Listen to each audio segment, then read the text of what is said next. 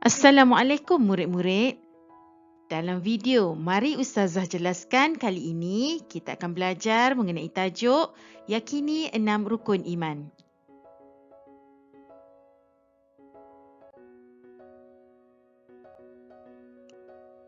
Murid-murid tahu tak apa yang dimaksudkan dengan iman?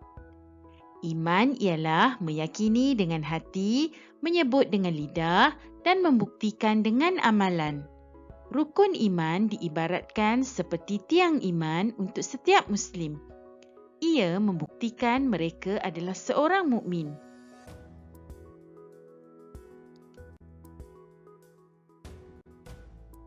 Apakah yang dimaksudkan dengan rukun iman?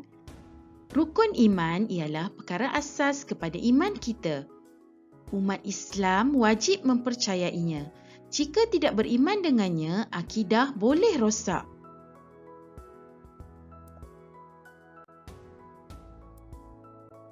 Berikut adalah 6 rukun iman yang wajib dipercayai oleh setiap umat Islam. Yang pertama, beriman kepada Allah. Yang kedua, beriman kepada malaikat. Yang ketiga, beriman kepada kitab. Yang keempat, beriman kepada Nabi dan Rasul. Yang kelima, beriman kepada hari akhirat.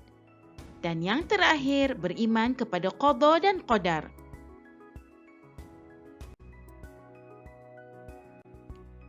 Baiklah murid-murid, mari kita lihat rukun iman yang pertama, iaitu beriman kepada Allah Subhanahu Wa Taala. Beriman kepada Allah bermaksud meyakini bahawa Allah Subhanahu Wa Taala adalah satu-satunya Tuhan yang Maha Esa dan Tuhan yang wajib disembah. Tiada Tuhan selainnya.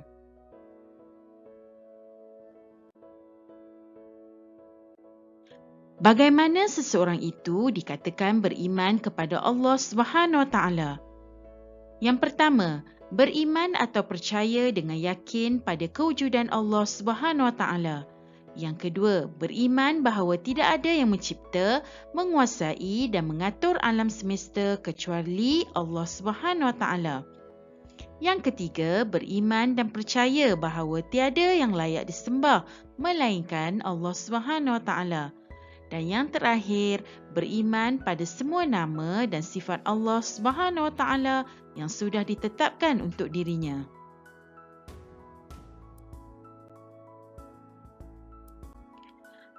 Apakah bukti ketaatan dan keimanan kepada Allah Subhanahu Wa Taala?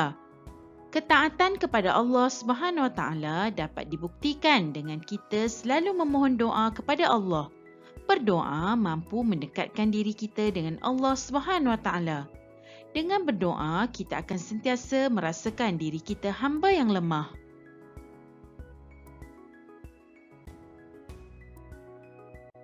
Rukun iman yang kedua, beriman kepada malaikat.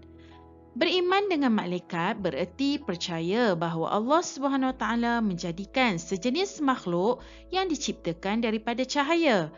Ia tidak dapat dilihat kecuali mereka mengubah bentuk mereka kepada bentuk lain dengan izin Allah Subhanahu Wa Taala. Malaikat dijadikan supaya patuh dan taat kepada perintah Allah tanpa menderhakainya. Malaikat juga dijadikan dengan tugas-tugas tertentu.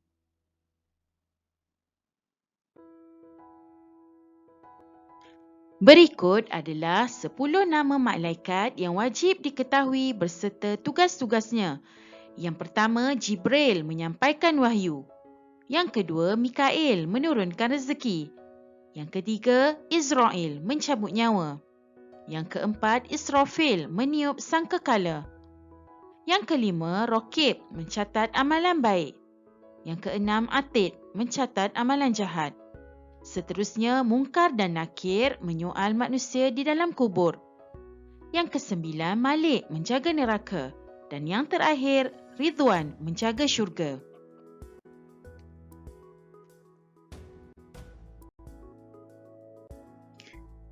Kepentingan beriman kepada malaikat. Dengan beriman kepada malaikat, kita sentiasa sedar bahawa kita diawasi oleh malaikat Allah Subhanahu Wa Taala. Justru kita akan sentiasa melakukan segala suruhan Allah Subhanahu Wa Taala dan menjauhi larangannya.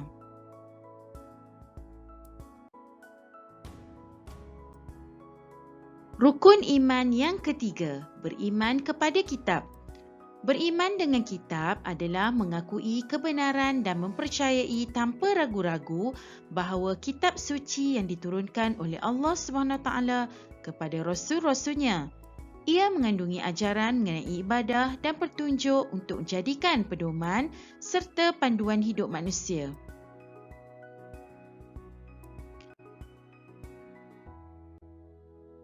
Tahukah murid-murid, terdapat 4 kitab yang wajib diketahui.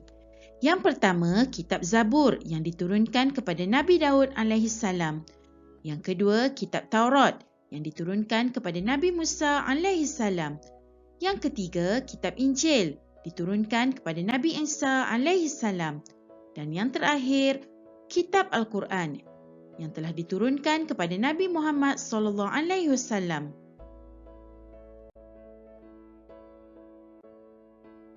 Apakah kepentingan penurunan kitab-kitab kepada para nabi?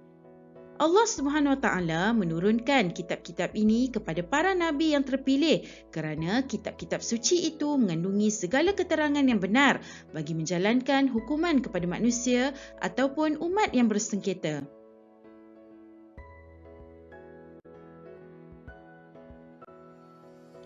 Seterusnya, rukun iman yang keempat, iaitu beriman kepada Nabi dan Rasul. Umat Islam diwajibkan beriman dan percaya bahawa Nabi dan Rasul adalah utusan Allah SWT yang diamanahkan bagi membawa wahyu untuk disampaikan kepada umat manusia. Nabi dan Rasul membawa dan membimbing manusia ke jalan kebahagiaan di dunia dan di akhirat.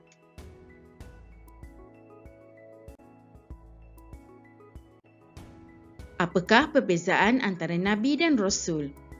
Nabi adalah orang yang dipilih oleh Allah SWT bagi menerima wahyu untuk diri sendiri dan tidak wajib menyampaikan kepada orang lain. Manakala Rasul adalah orang yang dipilih dan diangkat oleh Allah SWT bagi menerima wahyu ataupun syariat baru dan menyampaikannya kepada umat baginda.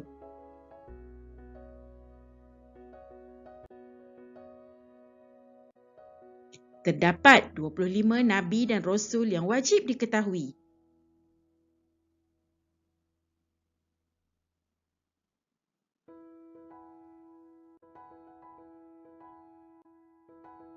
Seterusnya, rukun iman yang kelima, iaitu beriman kepada hari akhirat atau hari kiamat. Beriman kepada hari akhirat adalah meyakini dan mempercayai bahawa kita akan dibangkitkan sesudah kita mati dan akan ada satu kehidupan yang kekal, iaitu kehidupan di akhirat. Hari kiamat adalah hari pengakhiran untuk semua makhluk dan alam semesta. Semua manusia akan dibangkitkan dari kubur dan dikumpulkan di padang mahsyar untuk dihitung dan dibalas dengan balasan syurga atau neraka.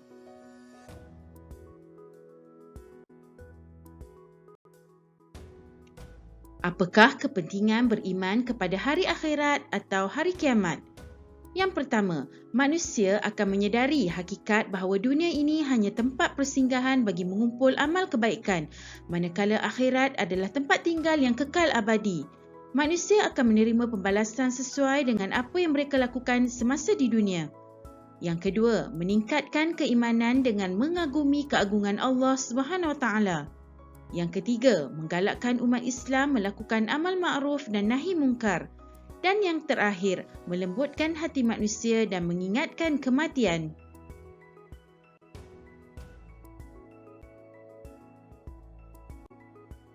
Rukun iman yang terakhir iaitu beriman kepada qada dan qadar. Qada adalah hukum atau ketetapan Allah SWT yang berlaku kepada setiap makhluknya. Qadar pula bermaksud ketetapan terhadap semua makhluk dalam kadar dan bentuk tertentu sejak azali supaya ia terjadi mengikut ilmunya yang mendahului setiap perkara.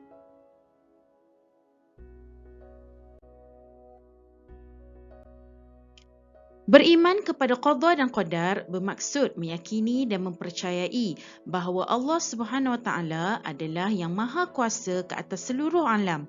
Allah SWT yang menentukan dan mengatur segala-galanya dengan kehendaknya sendiri tanpa diganggu oleh sesiapa pun.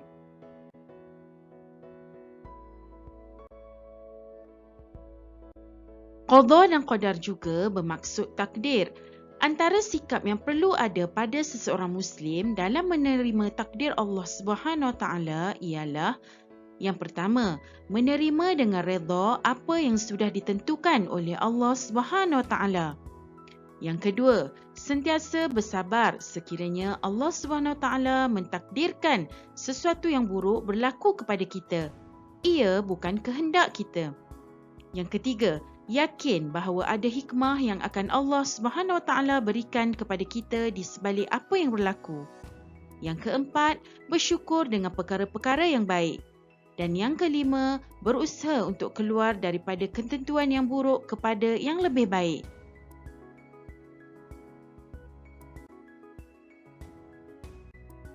Hikmah beriman dengan qada dan qadar. Yang pertama, menjauhkan diri daripada sifat sombong dan mudah berputus asa. Yang kedua, menenangkan jiwa. Yang ketiga, melatih diri supaya bersabar. Dan yang keempat, menjadi insan bersyukur.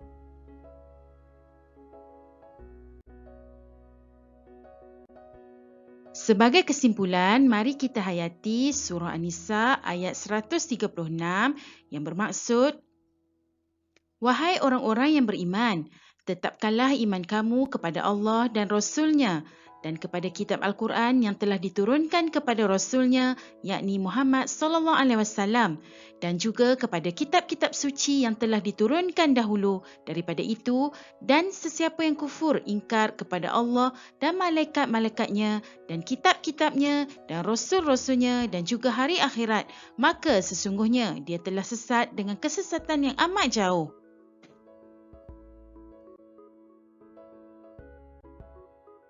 Sampai jumpa lagi di lain waktu. Assalamualaikum.